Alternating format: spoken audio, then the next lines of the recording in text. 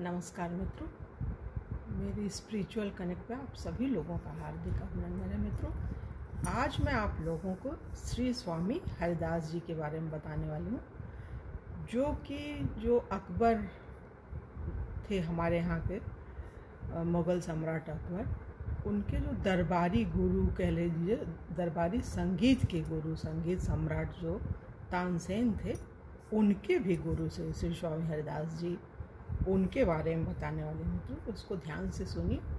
और उससे पूर्व आप लोगों से एक अनुरोध, यदि मेरे स्पिरिचुअल कनेक्ट को आप लोगों ने सब्सक्राइब ना किया हो तो सब्सक्राइब कर लीजिए और ज़्यादा से ज़्यादा लोगों को शेयर भी कीजिए मित्रों। तो चलिए हम लोग शुरू करते हैं श्री स्वामी हरिदास जी के बारे में। श्री स्वामी हरिदास जी श्री आशु धीर जी के सुयश को जगत में प्रकाशित करने वाले हुए। आप वैष्णव समाज में श्री रसिक जी इस नाम से विख्यात थे। मतलब इनका एक दूसरा नाम रसिक जी भी था। स्वामी हरिदास जी का नाम रसिक दास जी भी था। आपका श्री कुंज विहारिणी बिहारी श्री श्यामा श्याम प्रिया प्रियतम युगल के नाम के प्रति बड़ा नेम प्रेम था। आप निरंतर प्रेम पूर्वक श्री युगल नाम का जप किया करते थे तथा नित्य श्री प्रिया प्रियतम की केली विलास लीला का दर्शन करते रहते थे।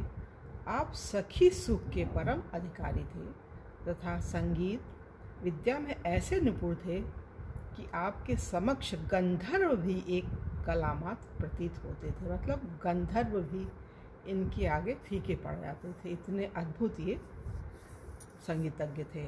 अपने रसमय संगीत से आप श्री श्यामा श्याम को सदा रिझाते थे। आप अपने परमाराध्य श्री श्यामा श्याम को परमोत्तम भोग अर्पित करते थे और संत से अवशिष्ट भोग प्रसाद द्वारा मयूर, बंदर एवं मछलियों का भी पोषण करते थे। बड़े बड़े राजा महाराजा आपके दर्शनों की आशा में कुंज द्वार पर खड़े रहते थे। अब इनकी जीवनी के बारे में थोड़ा सा सुनिए मित्रों। लगभग 500 साल पहले की बात है। वृंदावन से आए आधे कोस की दूरी पर राजपुर गांव में संवत 1537 विक्रम के लगभग स्वामी हरिदास जी का जन्म हुआ। उनके पिता का नाम गंगाधर और माता का नाम चित्रा देवी था। वे ब्राह्मण थे। बाल्यावस्था से ही उन्हें भगवान की लीला के अनुकरण के प्रति प्रेम था और वे खेल में भी बिहारी जी की सेवा युक्त क्रीड़ा में ही तत्पर रहते थे। माता पिता भगवान के सीधे साधे भक्त थे। हरिदास के चरित्र विकास पर उनके संपर्क एवं संग तथा शिक्षा दीक्षा और रीति नीति का विशेष प्रभाव पड़ा। हरिदास का मन घर गृहस्थी में बहुत ही कम लगता था। वे उपवनों में सरिता के तट पर और एकांत स्थानों में विचरण किया करते थे। एक दिन अवसर पाकर 25 वर्ष की अवस्था में एक विरक्त वैष्णव की तरह वे घर से अचानक निकल पड़े। वे घर से सीधे वृंदावन आए, अपने उपास्य देवता बिहारी जी के दर्शन किए और उन्हीं के शरणागत होकर निधिवन में रहने लगे। आशुधीर जी उनके दीक्षा गुरु थे। धीरे धीरे उनके त्याग, निष्प्रियता, रसोपासना और संगीत दक्षता की प्रसिद्धि चारों ओर फैल गई। भक्त, संत तथा संगीतज्ञ मंडली में व्याप्त हो गई और उनके शिष्यों की संख्या उत्तरोत्तर बढ़ने लगी। भावावेश में सदा उनकी सहज समाधि सी लगी रहती थी। प्रिया प्रियतम श्री राधा कृष्ण के सौंदर्य और माधुर्य के महासागर में वे रात दिन डूबे रहते थे। उनका वही अचल धन था। उन्होंने बड़ी सरलता से भगवान का स्तवन करते हुए कहा, हरि तुम जिस तरह हमें रखना चाहते हो उसी तरह रहने में हमें संतोष है। उनका पूर्ण विश्वास था कि सब कुछ बिहारिणी जी की कृपा से ही होता है। हरिदास निम्बार्क संप्रदाय के संत आशुधीर जी के शिष्य थे। स्वामी हरिदास जी की उपासना सखी भाव की थी और भक्ति श्रृंगार मूलक रासेश्वर की सौंदर्य निष्ठा की प्रतीक थी। उनके सिद्धांत से भोक्ता केवल भगवान है और समस्त चराचर उनका भोग्य है।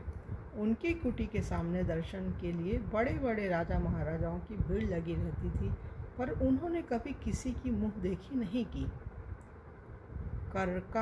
करवा ही उनका एकमात्र सामान था। एक बार एक भक्त ने स्वामी जी को अत्यंत मूल्यवान इत्र भेंट किया। वे भगवती यमुना की रेती में बैठे हुए थे। वसंत ऋतु का यौवन अपनी पराकाष्ठा पर था। वृंदावन के मंदिरों में धमार की धूम थी। रसिक हरिदास का मन डोल उठा। उनके प्राणप्रिय रास बिहारी और उनकी रासेश्वरी श्री राधा रानी की कृपा दृष्टि की मनोरम दिव्यता उनके नैनों में समा गई। वृंदावन की चिन्मयता की आरसी में अपने उपास्य की झांकी करके वे ध्यानस्थ हो गए। उन्हें तन भी बाह्य ज्ञान नहीं था। वे मानस जगत की सीमा में भगवती कांति का दर्शन करने लगे। भगवान राधा रमण रंगोत्सव में प्रमत्त होकर राधा रानी के अंग अंग को कर में कनक पिचकारी लेकर सराबोर कर रहे थे। ललिता विशाखा आदि रासेश्वरी की ओर से नंदनंदन गुलाल और अबीर फेंक रही थी। यमुना जल रंग से लाल हो चला था। बालुकाओं में गुलाल और भुक्के के कण चमक रहे थे। भगवान होली खेल रहे थे। हरिदास के प्राणों में रंगीन चेतनाएं लहराने लगी। नंदनंदन के हाथ की पिचकारी छूट ही तो गई। हरिदास के तन मन भगवान के रंग में शीतल हो गए। उनका अंतर्देश गहे रंग में सराबोर था। भगवान ने भक्त को ललकारा। हरिदास ने भगवान के पीताम्बर पर इत्र की शीशी उड़ेल दी। इत्र की शीशी जिसने भेंट की थी वह तो उनके इस चरित्र से आश्चर्यचकित हो गया। जिस वस्तु को उसने इतने प्रेम से प्रदान किया था उसे उन्होंने रेती में छिड़क कर अपार आनंद का अनुभव किया। रसिक हरिदास की आंखें खुली। उन्होंने उस व्यक्ति की मानसिक वेदना की बात जान ली और शिष्यों के साथ श्री बिहारी जी के दर्शन के लिए भेजा। उस व्यक्ति ने बिहारी जी का वस्त्र इत्र से सराबोर देखा पूरा मंदिर विलक्षण सुगंध से परिपूर्ण था। वह बहुत लज्जित हुआ, पर भगवान ने उसकी परम प्यारी भेंट स्वीकार कर ली थी। यह सोचकर उसने अपने सौभाग्य की सराहना की। एक बार एक धनी तथा कुलीन व्यक्ति ने हरिदास से दीक्षित होने की इच्छा प्रकट की और उन्हें पारस भेंट स्वरूप दिया। हरिदास ने पारस को पत्थर कहकर यमुना जी में फेंक दिया और उसे शिष्य बना लिया। अपने दरबारी गायक भक्तवर तानसेन से एक बार सम्राट अकबर ने पूछा था, क्या तुमसे बढ़कर भी कोई गाने वाले व्यक्ति हैं? तानसेन ने विनम्रतापूर्वक स्वामी हरिदास जी का नाम लिया। अकबर ने उन्हें राजसभा में आमंत्रित करना चाहा, पर तानसेन ने निवेदन किया कि वे कभी कहीं आते जाते नहीं। निधिवन जाने का निश्चय हुआ। हरिदास जी तानसेन के संगीत गुरु थे। उनके सामने जाने में तानसेन के लिए कुछ भी अड़चन नहीं थी। रही अकबर की बात, सो उन्होंने वेश बदलकर एक साधारण नागरिक के रूप में उनका दर्शन किया। तानसेन ने जानबूझकर एक गीत गलत राग में गाया। स्वामी हरिदास ने उसे परिमार्जित और शुद्ध करके कोकिल कंठ से जब आलाप भरना आरंभ किया, तब सम्राट अकबर ने संगीत की दिव्यता का अनुभव किया। तानसेन ने कहा, स्वामी जी, सम्राटों के सम्राट भगवान श्री कृष्ण के गायक हैं। स्वामी हरिदास जी निम्बार्क संप्रदाय के अंतर्गत टट्टी संस्थान के संस्थापक थे। संवत 1632 विक्रम तक वे निधन में विद्यमान थे। वृंदावन की नित्य नवीन भगवत लीलामयी चिन्मयता के सौंदर्य में उनकी उपासना ने विशेष अभिवृद्धि की। मतलब वो वहीं पे रह करके निधिवन में ही अपने संपूर्ण समय को व्यतीत किए। तो मित्रों, यहाँ पे